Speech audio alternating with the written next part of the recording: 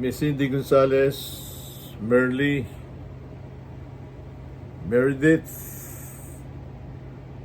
good morning sa inyong lahat dito sa istasyon. Alam mo, Miss Cindy, kailangan maibato natin ito eh. 6.2 ang tinanas na lindol doon sa Surigao del Norte. At kasalukuyan, mga ilang oras lang, tumama rin ang, I think, 5 dyan sa Zambales, Leyte. Ano ba ito, namamasyal? Mukha yatang sa shopping na ng pamasko itong lindol na ito eh. Di naman ang magaling. At sinasabi nila, this might, again, like what I said last week, go through the weekend. Wag naman sana. Wag naman sanang maligaw dito sa Metro Manila. Pinag-uusapan na ngayon, pati si Solidum, na direktor ng PHIVOLCS, i-discuss niya yung kabigatan ng Big One kung ito ay hahagupit sa Manila. Not a very good scenario, Kaya, dyan sa inyo sa Pilipinas,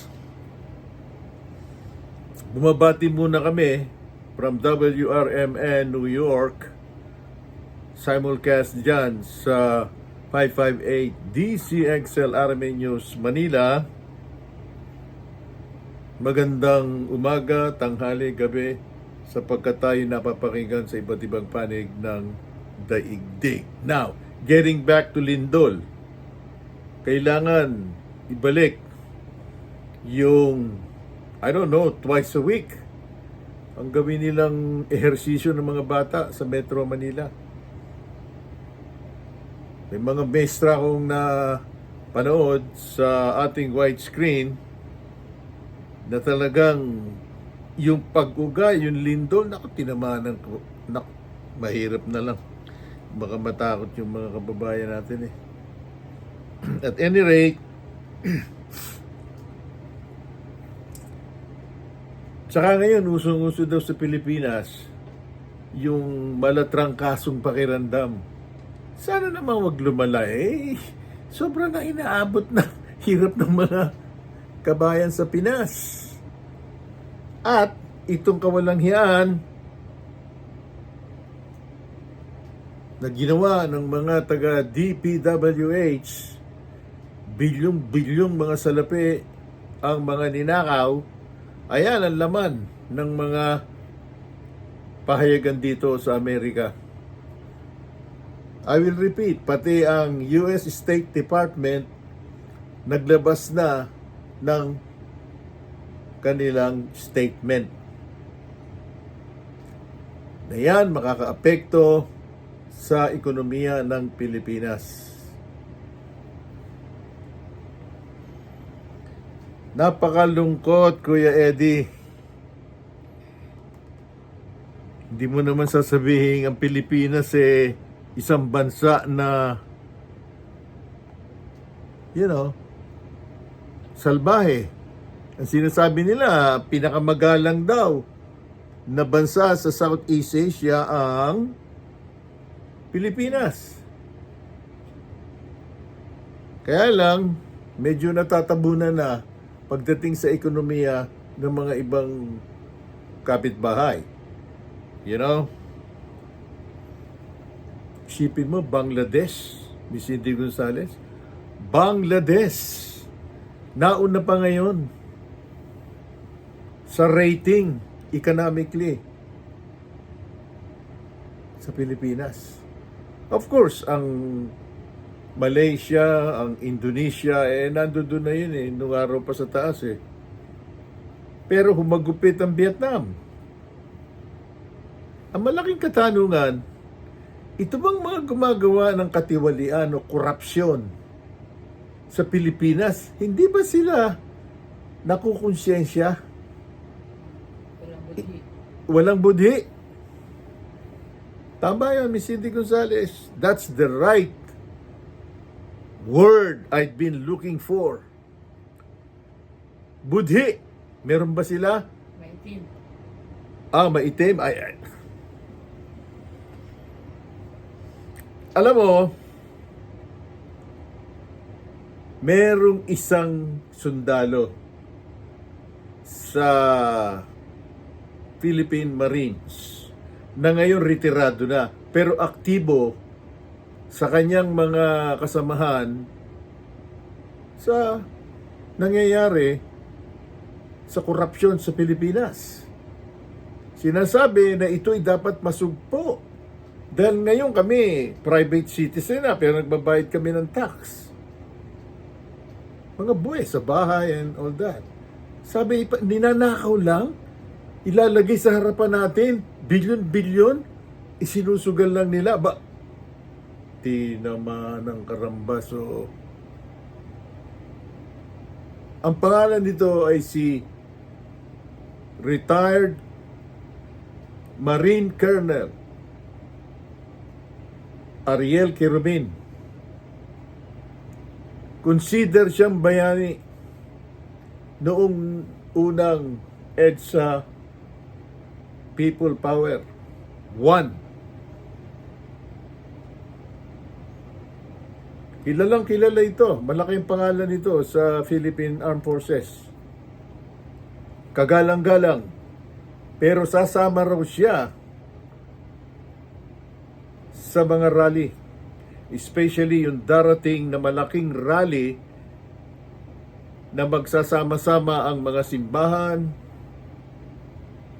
Katoliko, Iglesia ni Cristo, at nakikiusap siya na sana ang mga Pilipino wag nang magwatak-watak.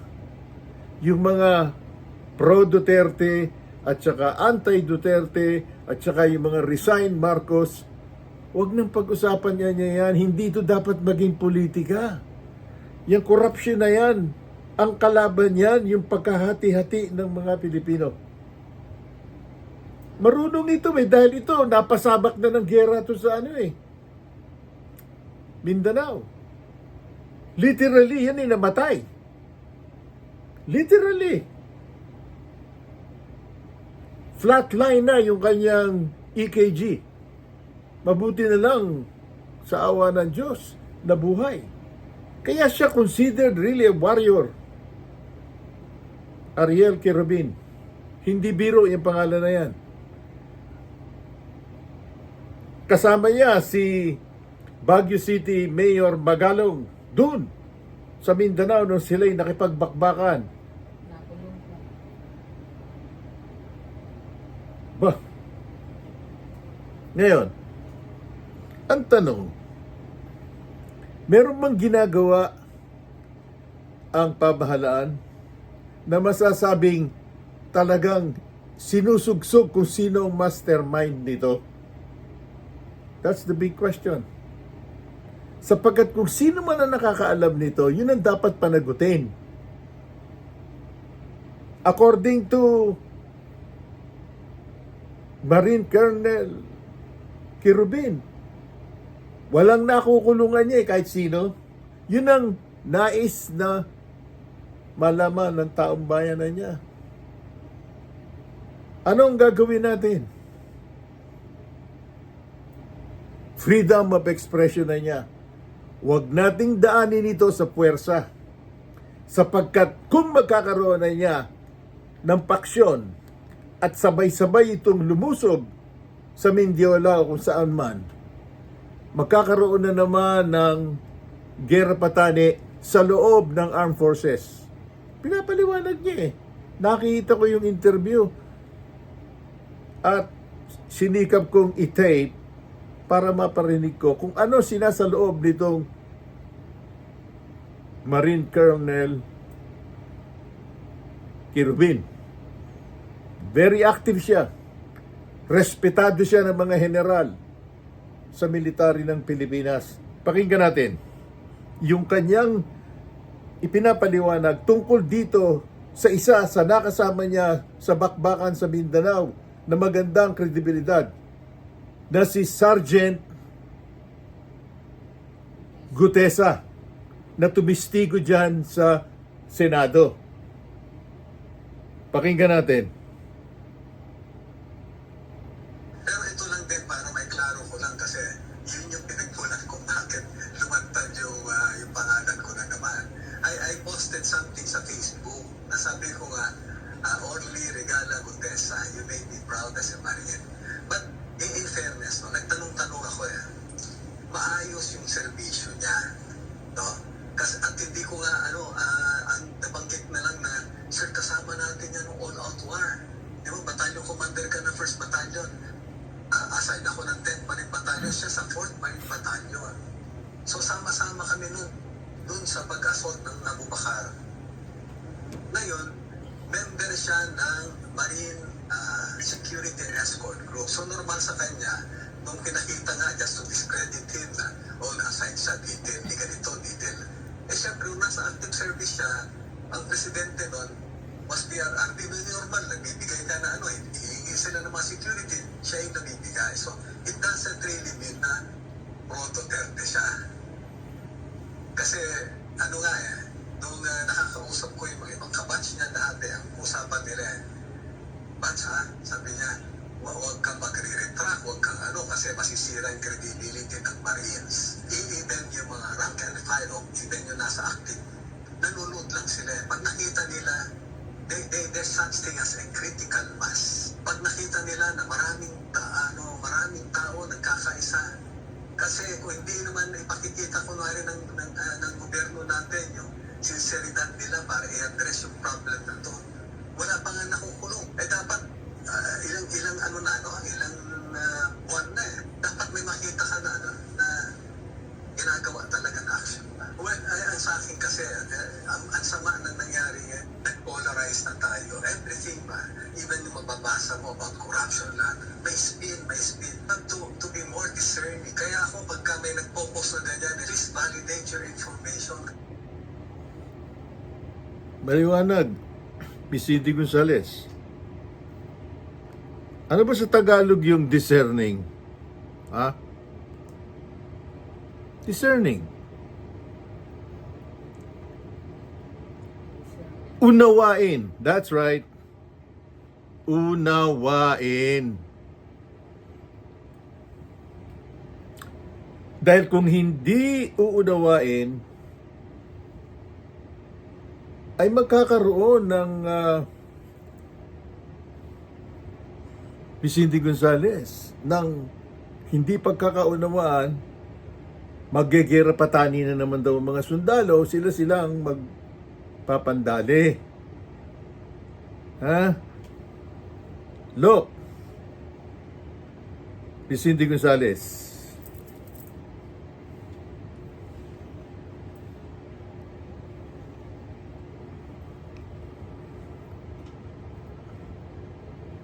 minsan alam niyo ito si Miss Cindy Gonzales nawawala sa nawawala sa pwesto yung ginagawa nila Merly Daldalan kasi ng daldalan kaya napapagalitan ko itong mga to.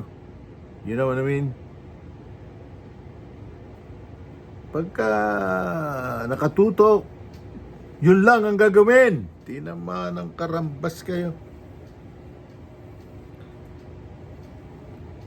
Anyway, sino ang dapat sisihin dito? Sino ang dapat na managot? Alam mo ba, Miss Cindy Gonzales? How about you, Merly, and itong isang tisay dito na Amerikana? Merdit. Do you know who's the culprit in the Philippines? In the corruption and, o sabi niya. Well, pakinggan natin itong nagdaan na presidente ng Senado. sapagkat siya'y humarap na ngayon sa ICI, Independent Commission on Infrastructure. Humarap siya ron. Pero walang alam ang buong Kapilipinuhan anong pinaggagawa nila doon sa loob ng ICI. Sapagkat ang kanilang desisyon, huwag ipaalam sa publiko. Isa pa yun sa sinasabi ni Colonel Kerubin. Bakit isisikreto? Kailangan ipaalam para ang taong bayan alam kung sino ang mapaparusahan. Ano, maghihintay hanggang matapos yan? Kailan pa matatapos yan? Pakinggan natin ito. Chis Escudero. Kapag nagturo ka ng daliri sa iba, may tatlong daliri na nakaturo palagi pabalik sa iyo. Sa mga nakarang linggo, malinaw na nililihis ang galit ng taong bayan tungkol sa mga ghost at substandard flood control projects mula sa mga totoong may kasalanan patungo sa Senado at sa ilang mga miyembro para lamang ipako ang mga senador sa media at sa publiko at ilayo ang atensyon sa Kamara at mga congressman. Bakit nga ba? Dahil tila mas malaking isda, ika nga, mas mataas, mas kilala ang mga senador kumpara sa congressman? Bakit tila sa Kamara, dito mismo sa Senado at sa ilang media ay hindi pa din nila kayang sambitin ang pangalan niya?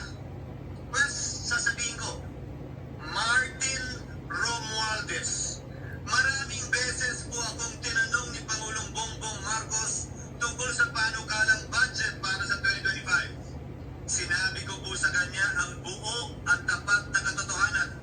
Marahil, isa rin ito sa mga dahilan kung bakit ninais ng Pangulo na matanggal si Congressman Zaldico bilang chairman ng House Committee on Appropriations dahil sa mga inilahad ko at marahil na-discover din ng Pangulo kaugnay sa 2025 budget. Hindi malayo naganap din ang mga ito noong 2023, 2024 at mga nauna pang budget kung saan napakaraming ghost at substandard projects ayon kay Secretary Vince Dizon. Ngunit marahil ay walang naglakas loob na sabihin ang katotohanan kay Pangulong Marcos o magsumbong sa kanya. Ginamit ni Martin Romualdez ang FLR ng pangalan ng Pangulong Marcos upang itulak ang kanilang unconstitutional na impeachment complaint. Sabi nila, pumirma kayo dahil kung hindi, hindi lalabas ang pondo nyo na naka-FLR bago mag-eleksyon. Hindi ito umubra dahil tinanggihan ito ni PBBM. Sinabi niyang walang ganyang uri ng usapan at sinabi niyang hindi niya gagawin yon. Kaya hanggang ngayon, nananatili pa rin for rate release ang mga questionableng pondo nila. At the height of the impeachment controversy and amidst the passion of some sectors to remove the Vice President at all costs, I urged prudence and level-headedness because I knew that greed and not accountability was the reason behind it. Sinisi po niya sa akin ang pagkakadismiss ng impeachment complaint laban kay VP Sara na nakikita niyang makakatunggalin niya sa susunod na halalan. Sa kabila po nito, nagsimula na ang lahat ng pira, paninira at kaso laban sa akin at sa Senado. At ang nasa likod ng lahat ng ito, walang iba kung hindi si Martin Romualdez. Bakit ko ba nilabanan at binisto sila Speaker Romualdez mula noon hanggang ngayon? Kung kasabwat at kasapagat lang din nila ako, ano nga ba ang ginawa nila sa akin? Una, hinalungkat ang isyu ng campaign contribution na tinanggap ko mula sa isang individual na may-ari ng kumpanyang nakakuha ng kontrata sa gobyerno. Inipit niya ang budget ng COMELEC sa Kamara dahil dito at binusisi ang di umano kaso kong ito. Kapag ka nagturo ka ng daliri kayo naman, may tatlong daliring nakaturo pabalik palagi sa iyo. Anong nangyari? Hindi ba't biglang may lumabas na ulat ang PCIJ na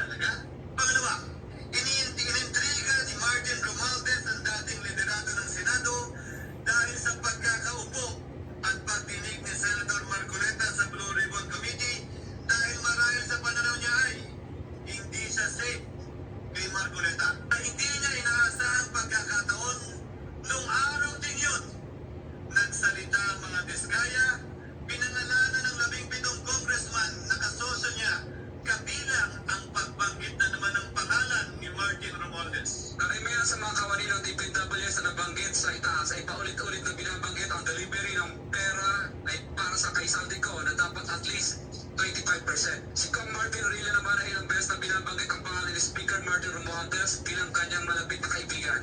Kapag ka nagturo ka ng daliri sa iba, may tatlong daliring nakaturo pabalik sa'yo. Pangatlo, sa pagdinig ng Blue Ribbon Committee kung saan niname drop ako ni Yusek Bernardo, bagaman inamin niyang personal na mismo na hindi niya rekta kung nakausap o binigyan ng anuman, bigla namang tumestigo si retired Master Sergeant Gutesa at muling pinangalanan si Martin Romualdez na inaatiran daw niya ng pera sa mismong bahay nito. Ang bawat balita ay may lamang umigit kumulang 48 million pesos. Kalimitang dinadala sa bahay ni Congressman Saldico, ibababa lamang namin ay 35 maleta para i-deliver sa bahay ni House Speaker Martin Romualdez. Ang sinabi ni retired Master Sergeant Gutesa, 35 maleta ng pera na naglalaman na mahigit kumulang 48 milyong piso bawat isa o kulang-kulang 1.7 billion pesos sa isang delivery ay di umano inatid niya sa iba't ibang bahay, sa iba't ibang pagkakataon ni Martin Romualdez. Subalit, sa kabila ng lahat ng ito, hindi ba nakapagtataka? Bakit hindi sinasama si Martin Romualdez sa anumang investigasyon? Bakit hiniling agad ang freeze order di umano para sa asset ng mga name drop na senador? Pero maliban kay Congressman Zaldico na mukhang nilalaglag na nila, ni isang congressman walang request para sa freeze order. Pagdating naman kay Martin Romualdez na diniliveran ng bilyong piso sa bahay mismo niya, ang sabi ay, good, we will work on it lahat. Bakit interesado ang lahat sa 6 na senador na idadawig di umano ni Bryce Hernandez na handang-handa tayong alamin sana kung sino-sino sila para mapagpiestahan natin sila. Pero nung sinabi ni Bryce na hindi pala senador, kung hindi kongresista lamang ang papakalaran niya, aba, biglang naglaho ng parang bula ang atensyon. Dismay at you. Biglang naglaho ng bula. Let me repeat that. Biglang naglaho na parang bula ang investigasyon ng Blue Ribbon Committee. Pero itutuloy daw eh. Yun ang sabi nila. You know? At mukhang pinag-iisipan na ngayon ni Senador Pia Cayetano na marami ang umaasa na siya ang hahawak ng Blue Ribbon Committee. Pero magko-commercial muna ang DZXL commercial.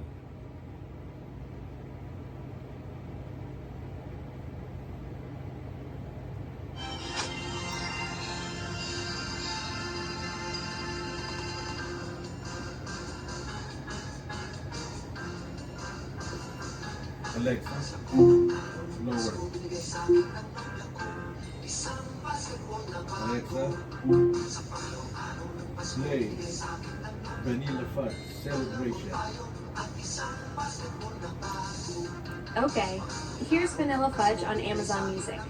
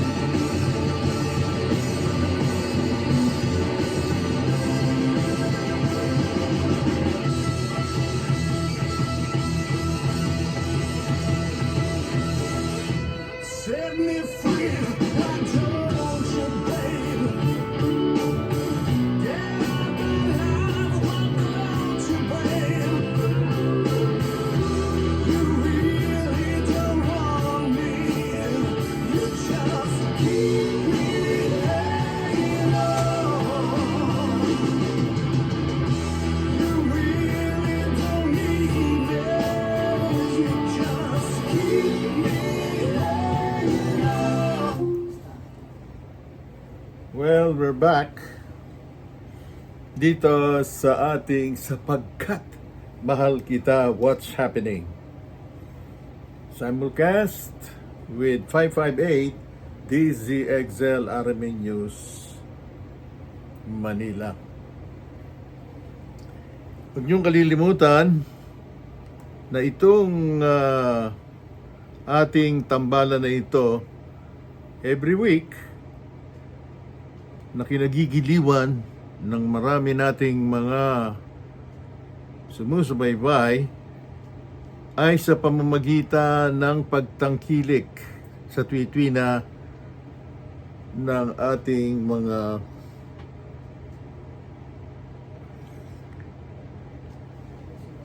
sponsors. That's right. Kaya, nagpapasalamat ang DCXL 558 at lahat ng RMN broadcast stations Luzon, Visayas at Mindanao sa mga tagapagtangkilik. 66 humigit kumulang na mga radio broadcast, the largest fleet sa buong nasyong Pinoy. Ngayon, narinig natin ang paliwanag ni People Power EDSA 1 hero na si Ariel Kerubin. Pinaliwanag niya kung ano ang kredibilidad ni Sergeant yung Marine Gutesa. Well, kayo na ang humatol, you know. At nagsalita rin si Chis Escudero kung sino ang talagang mastermind. Tinuro niya si Martin Romualdez. Siyempre kasama niya yung kanyang lieutenant na si Saldi Co. Alam mo, sa isang organisasyon, Miss Cindy Gonzales, parang mafia yan yung mga sindikato. Ha? Merong mataas na godfather, yung mga sumusunod, may level yan Ngayon, ang talagang sigurado, yung mga kongresista na nagbibigay ng kanilang mga budget doon sa kanilang paborito na mga DPWH officials. Na ngayon sinasabi, pati si Secretary Dizon, yung kanyang mga appointed, wala na, mukhang aburido na si Secretary Dizon. Sinasabi na, iharap mo sa akin yan, Congressman Lebiste. Tatanggalin ko yan, kakasuhan ko yan, yun ang sinasabi. That's right. Ngayon, nagkaroon ng press conference itong Vice President ng Pilipinas na si Sara Duterte. Marami tayong malalaman dito sa kanyang mga binabanggit.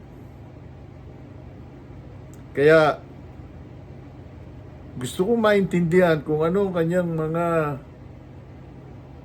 komentaryo about this corruption and all this.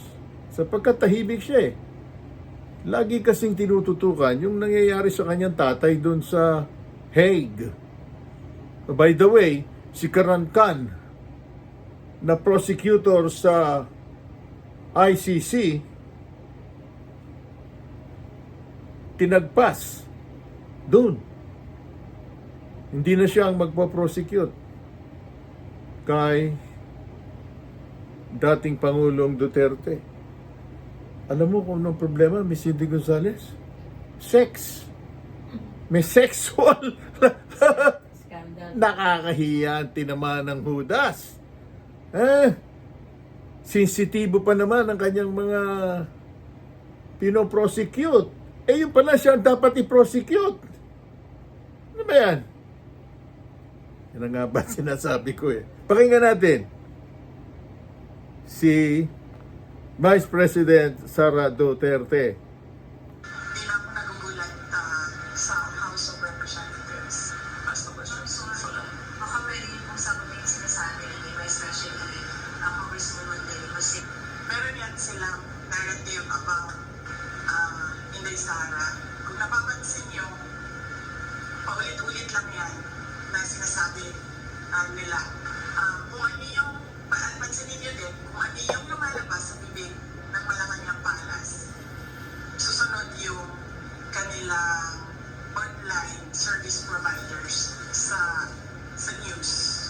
Whether it be fake news, bloggers, totoong news, or trolling, pare-pareho yung narrative nila.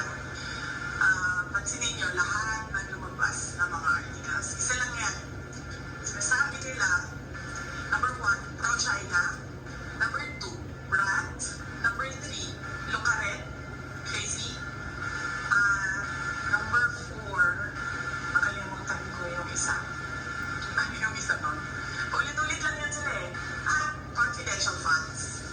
Kilos tayo. Yan.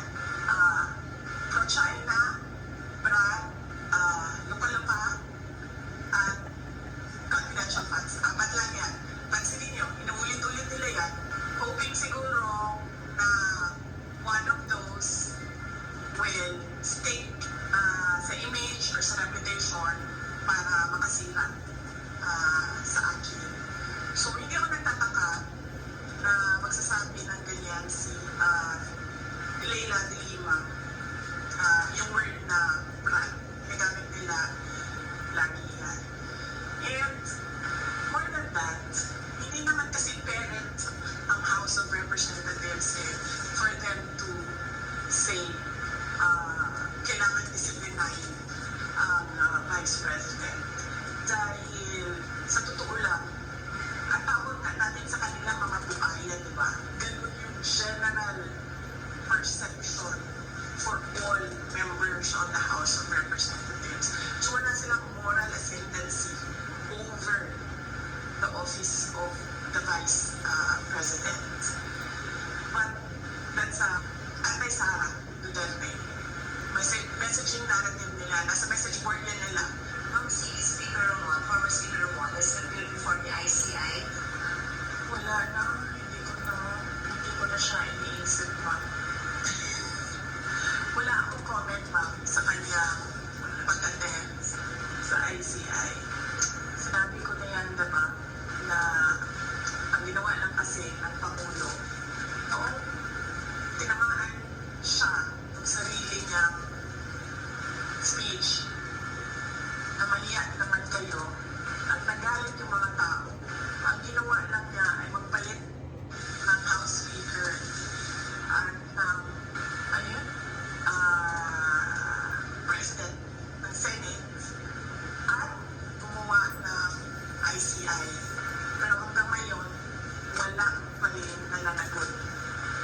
So, para bang ako dapat ang imbestigahan, ako din ang gumawa kung sino ang mag-iimbestiga.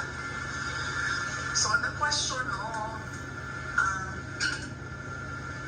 integrity, definitely, ano siya, hindi siya reliable. Next question.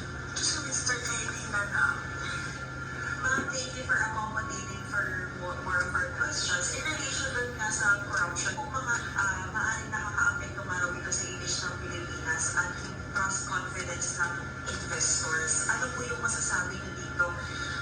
Yes, ma'am, totoo yan. Even before this corruption scandal, one of the, we can say siguro, top 3 reasons why investors do not put their money in the Philippines is because of corruption.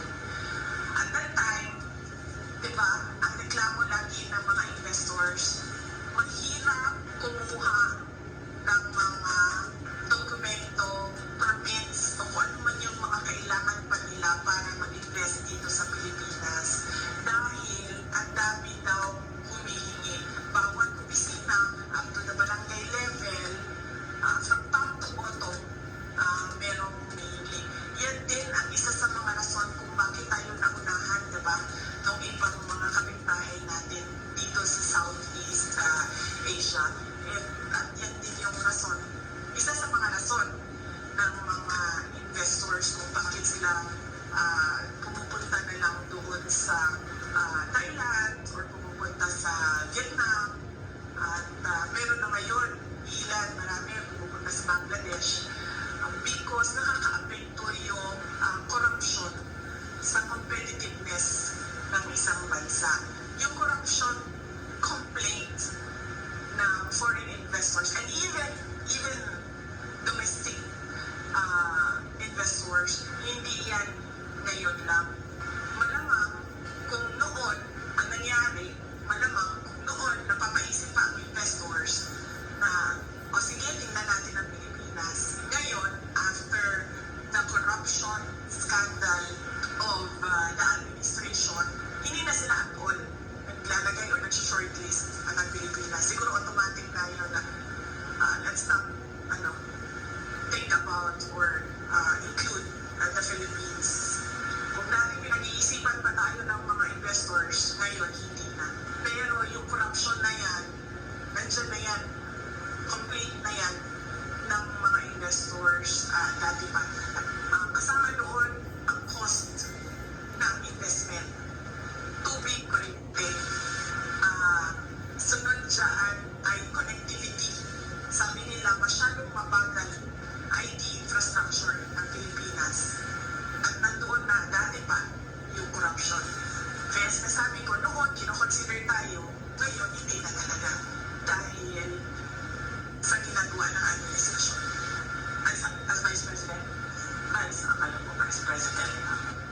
Because lahat naman tayo merong constitutionally protected freedom of speech and expression.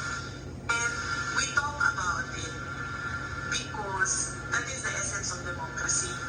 Walang good governance, walang demokrasya kung hindi nakakapagsalita ang mga tao kung ano yung katotohanan na nakikita ng sarili nilang mata. In the hope na yung gobyerno makikinig. Kasi ganun dapat yun, di ba? May feedback ka dapat sa mga ginagawa mo para, number one, nakukorek mo yung sarili mo. Number two, responsive yung ginagawa mo. Number three, relevant siya sa bayan kung ano yung ginagawa mo. Pero, wala naman, hindi nagkukulang yung mga tao sa pagsasabi kung ano yung mali. Nagkukulang yung administrasyon sa pagtugon doon sa mali. Ma'am, ikaw ma'am, wala kang tanong sa akin ma'am. Ang layo ng biyahe namin, lahat yan nila ba? Tapos wala kang tanong sa amin. Magtanong ka ma'am. Sige. Kumisin pa yan siya ng maaga ma'am para tumayo dyan sa tabi. Trabawin mo yan siya ma'am. Yes, ma'am. You mentioned earlier na narrative ko ng mga anti-Sara Duterte, that you are pro-China. But what exactly, ma'am, is your stand on this continuing harassment by Chinese Coast Guard against our Philippine vessels within Philippine territory? Yes, ma'am. My stand is, meron tayong arbitral award. Meron nanalo na tayo doon. That is clear. Nakita yan ng buong mundo. And we need to assert that through diplomatic channels. Because the harassment in the West Philippine Sea, it does not comprise the entire relationship natin sa China. Meron naman tayong problema sa iba't ibang bansa, hindi lang sa China. Pero ang ginagawa natin ay dinadaan natin yan sa Department of Foreign Affairs. Umuupo yan sila doon, pinag-uusapan nila yun doon. So yan yung karapat-dapat na gawin ng isang gobyerno kapag meron silang problema sa ibang bansa. Hindi lang sa China. It has to go through the diplomatic channels. Pinag-uusapan yan. Hindi yan pinaglalabanan doon sa dagat. Pagpansang napakawala niyo daw si Congressman Kiko Bersano of Cavite, especially with his antics last weekend. Hindi ko, okay, number one, kilala ko si Congressman Kiko Berzaga because of the campaign in Cavite in 2022. Dahil unity siya. Ang pagkakaalam ko, mga magulang niya, hindi sila for the unity. Ang maalala ko, yung mga magulang niya, Sara Upi, pero si Congressman Kiko Barsaga was for the unity. Hindi ko alam kung nagkausap man kami from that time na nakita kami sa kampanya hanggang ngayon, kung meron man. Pero ang huling maalala ko na nagkausap kami is doon sa rally ng unity sa kanila, sa Dasmariñas, Cavite. Hindi ko makawala si Kiko Barsaga. Sa tingin niyo ba, sa personality ni Congressman Kiko Barsaga, isa siyang tao na mahandle na kahit sino man. Diba? Nakikita niyo naman yung kanyang independence sa pag-iisip eh. Nakikita niyo din yung kanyang lakas ng loob. Nakikita niyo din yung prinsipyo niya. Ang example ko na lang dito ay, unang-una, yung mga magulang niya, hindi unity yun na, si Kiko Barsaga unity. Hindi yan nakikinig sa mga magulang niya, ibig sabihin. Diba? So, ba't hindi makikinig kay Sara Duterte? So, no, I do not control Congressman Kiko Barsaga. He is his own person, he has his own principles, and he has his own free will. And there is nothing wrong at all with what he is doing. Because as I said, tayong lahat, we are covered by the freedom of speech and expression.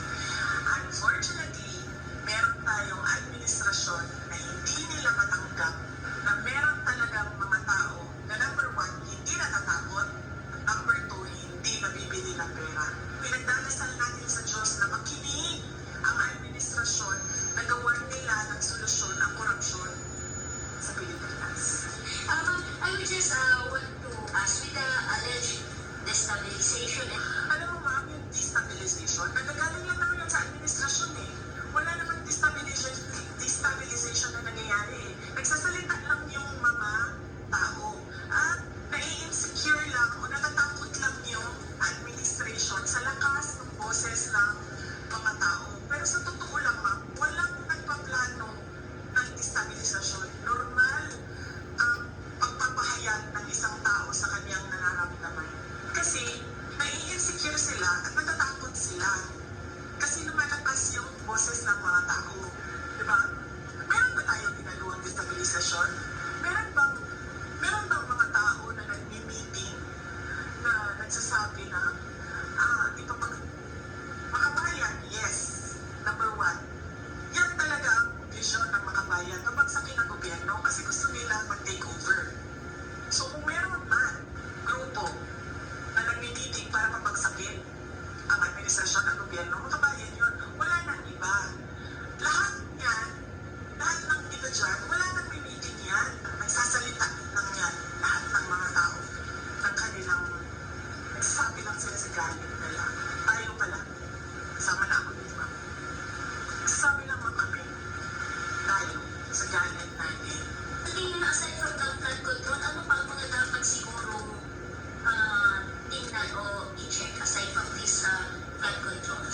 Yung una lang sinabi ko ma'am, no, yung listahan na ginawa nila para sa Department of Education, where yun natingnan kung sino yung mga sinulat ni Martin Romualdez na mga congressman na makakatanggap sa school building program fund. Pangalawa, flood control, yan, laging may corruption dyan. Farm to market roads, laging may corruption dyan. Yung pagsira ng highway ma'am, bagong highway sirain, tapos sementohin natin ulit. Yung road reblocking, no? Ang tawag dyan. Yan ma'am. Makikita mo yan lagi ma'am. Sa highways, kahit sa Mindanao, non-stop. Every year, ayos, sirain, ayusin, sirain. Yan. Kasama sa pagpapahayag ng ilang gaya ay ang grupo ng panawagan ng Marcos Resign. Do you share this same sentiment? No ma'am, I never said Marcos resign. Ang sinabi ko ma'am, unang-una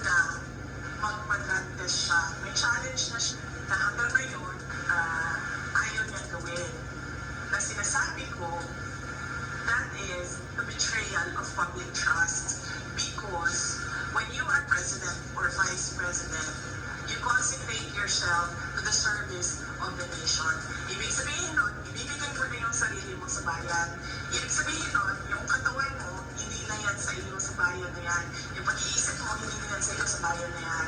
Therefore, pag sinabi ng bayan na magpa-drug test ka, hindi ka pwedeng magsabi ng hindi. And therefore, that is betrayal of public trust. Yan ang sinasabi ko, nasagutin niya na hindi niya sinasagot. Ang ginagawa nila, hinahanap sila ng mga tao na atakihin nila para nakakalimutan yung tanong sa kapasidad ng Pangulo na maging litay. That is a pointless call, Hindi magre-resign yan. Nakita niyo ba yung tatay? Ilang taon yun? Ilang years yung senior? 20 years? Oh. So, Mark's resign is a pointless call. That is why I am asking him to do his job. Of which, of course, alam na nating lahat na hindi niya ginagawa. Thank you, Maraming salamat. Ang Vice Presidente ng Pilipinas, Inday Sara Duterte, Miss Cindy Gonzales. Well, it's up for the listeners to consume yung mga binigkas niya. Yan. Tignan nyo lahat yung messenger and Viber's nyo lahat. Nakikita ko eh. Huwag na tayong mag-comment. Dahil sa dami, hindi natin masasagot lahat yan. Subalit, babalik tayo next week dito sa Sapagkat Mahal Kita, What's Happening with yours truly, Don Lino Celye. That's right. From WRMN New York. Back to you, DZXL. Well, Ang haba masyado naman ni Vice President. Tinapos mo na.